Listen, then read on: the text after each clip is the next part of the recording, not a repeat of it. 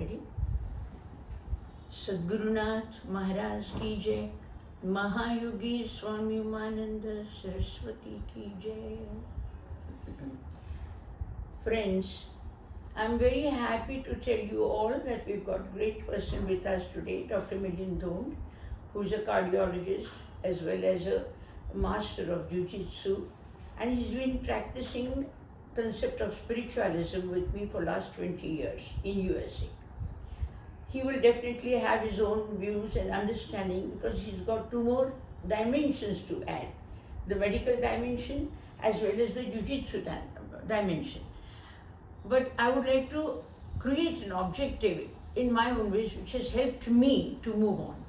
So the objective I would like to come to through my understandings of Ved. Recently I've been translating Ved, which is a great philosophic works of Indian philosophy, and I've been translating them. There are 4 Veds totally, the Rig Ved, Yajur Ved, Samaved and Atharvaved. The first 3 I was lucky to complete it now in last 7 years. I may need another 2 years to work on my Atharvaved, and let's see how it gets the response from the people. But I would like to take about 1,000 couplets every time from the Vedas. There are 20,000 couplets totally. So I'll be taking about 1,000 couplets every time and see what message is going to be sent to us through Ved. So the first 1,000 couplets, I'm now just giving you a clue, a little core, a little message of it. And the basic, let's see what the message comes to be.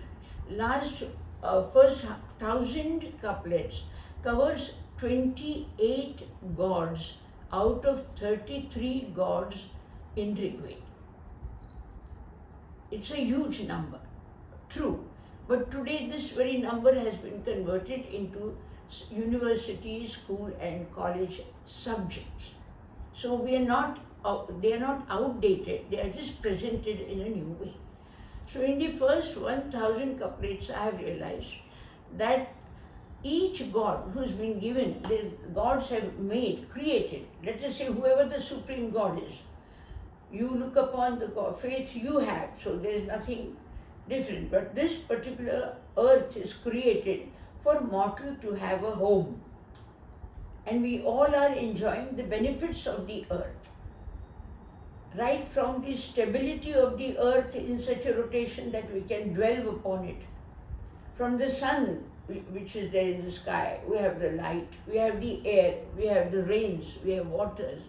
And all these services are given to entire mankind without and free of cost. Neither is there any pressure imposed on us that you have to take so much of proportion every time or little proportion. Nor have they faded into their services. You look at the sun, it is still radiant, it doesn't fade away. We don't have to change it, or God doesn't have to change it.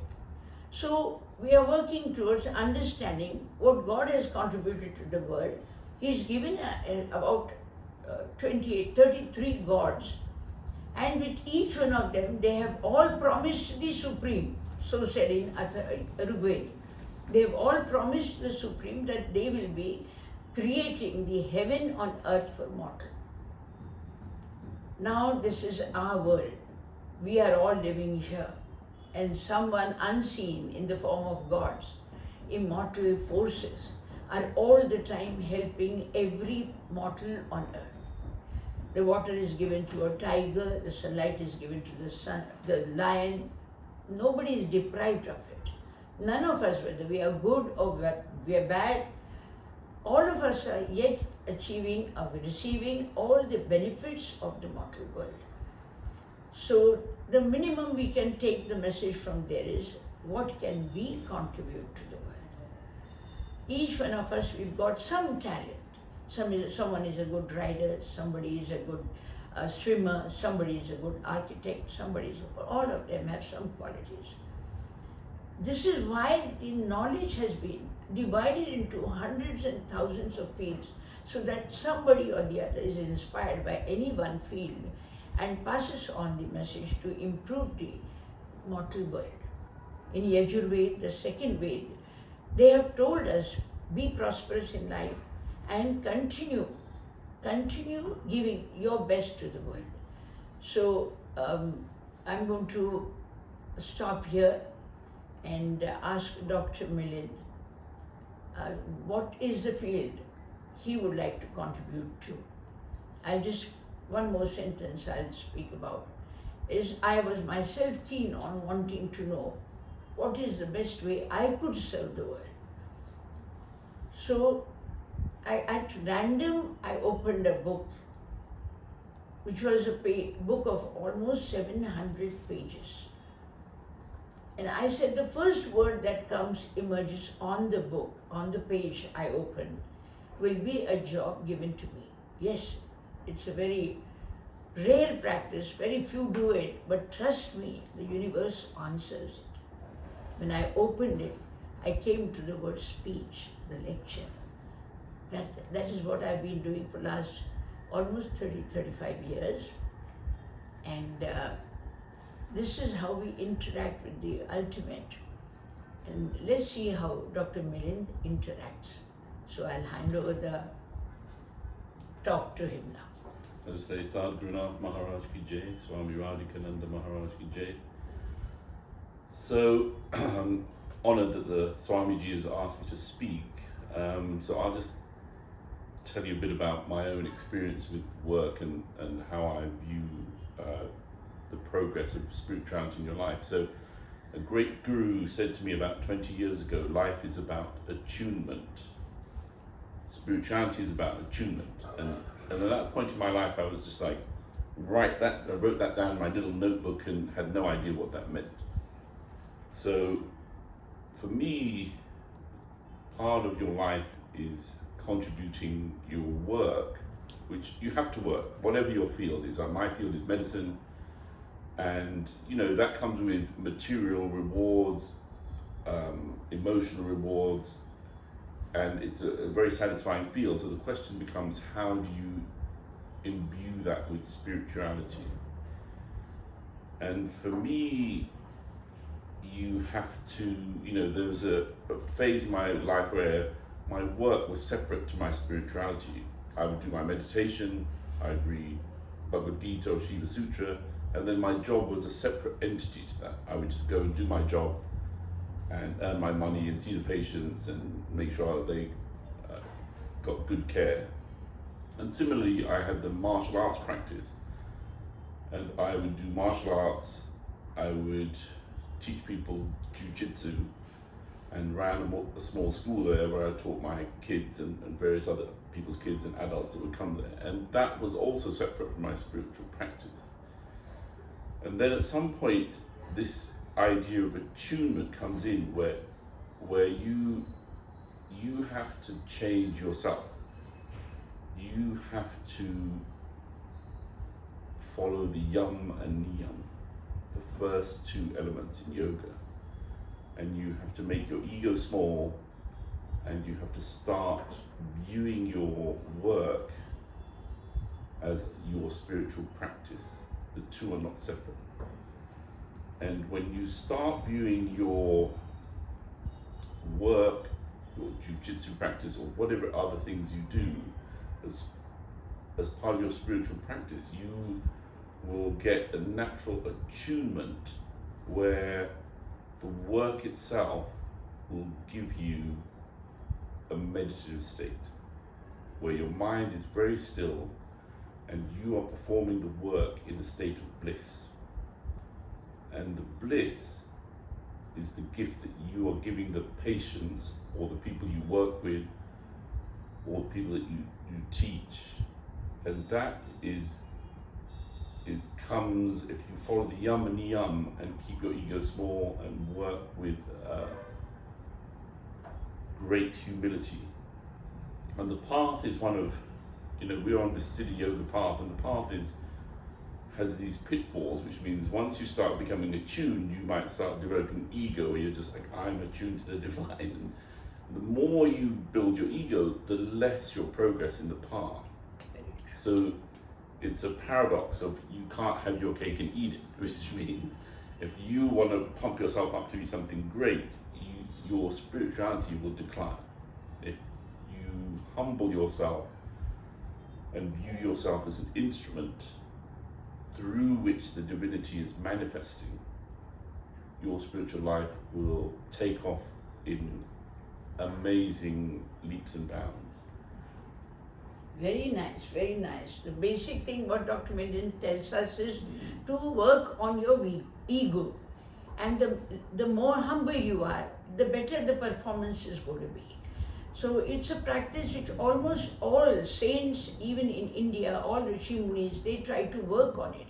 There are some of them who end up probably getting more frustrated because of the life they lead. Sometimes they end up with anger, but there are more out. This is a case out of 10, only one person.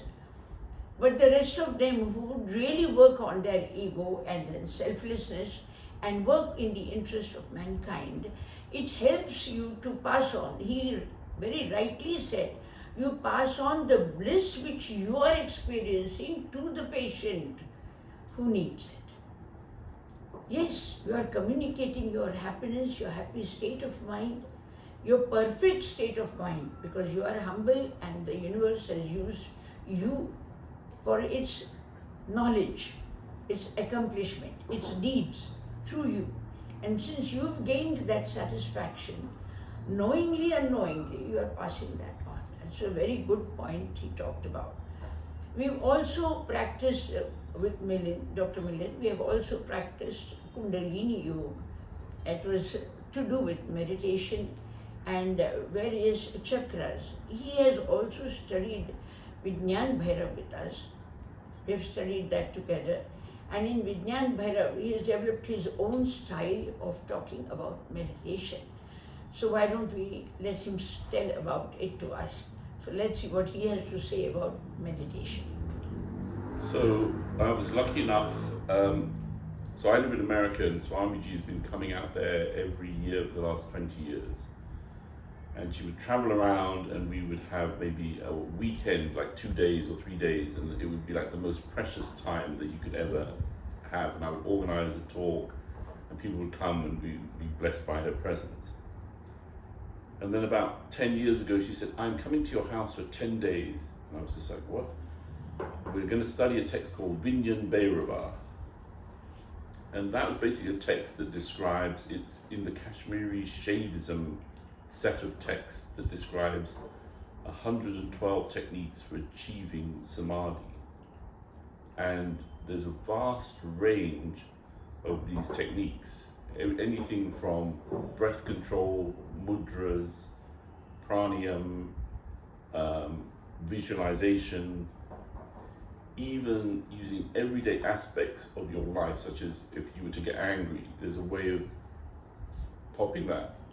The anger makes yourself, one point is you can pop yourself into a state of samadhi from that spot.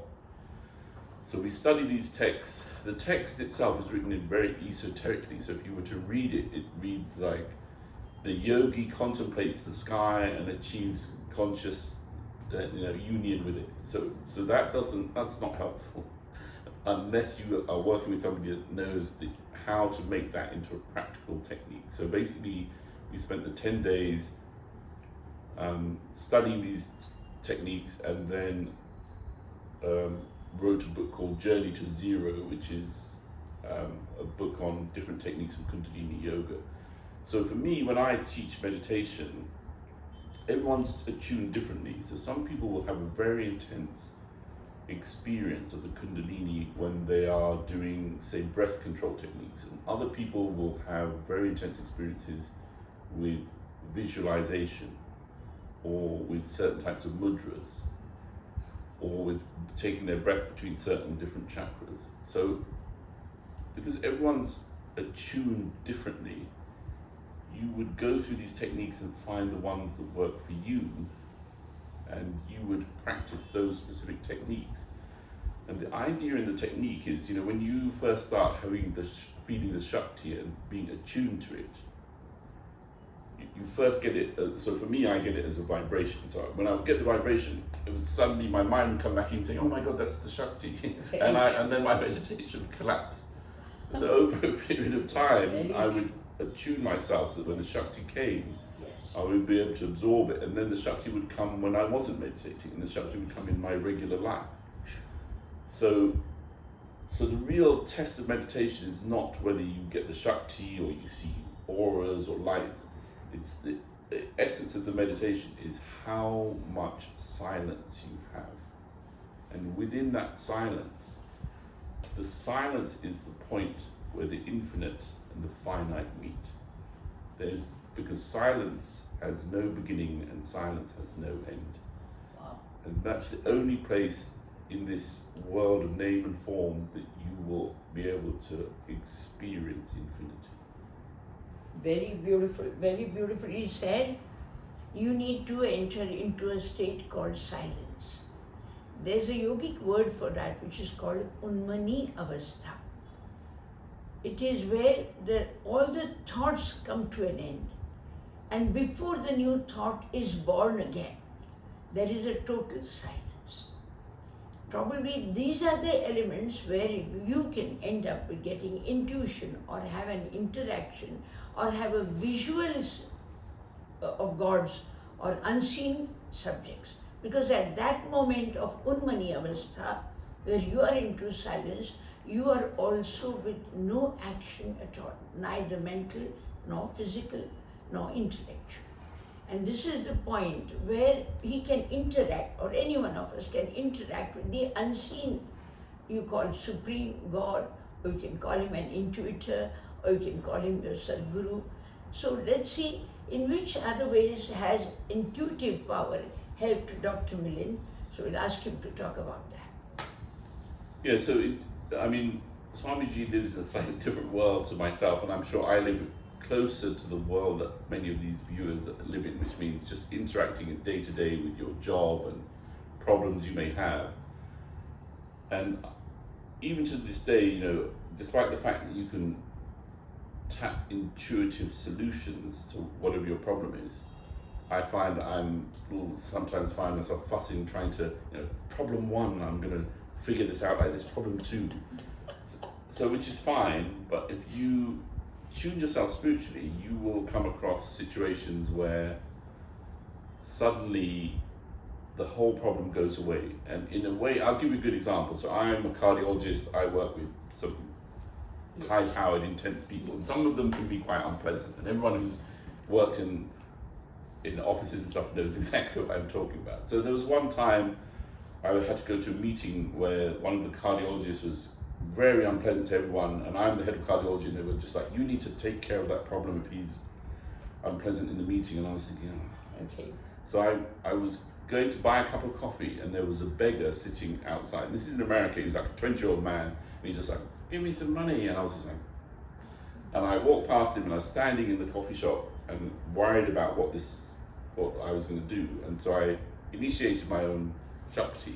Very good. And I became internally very silent, and I said, take care of this problem. Shabbas. Very good, very good. And what happened was, in my internal silence, the beggar sitting out the front appeared, shaking his cup, saying, if you're not going to pay it in, how are you going to take it out?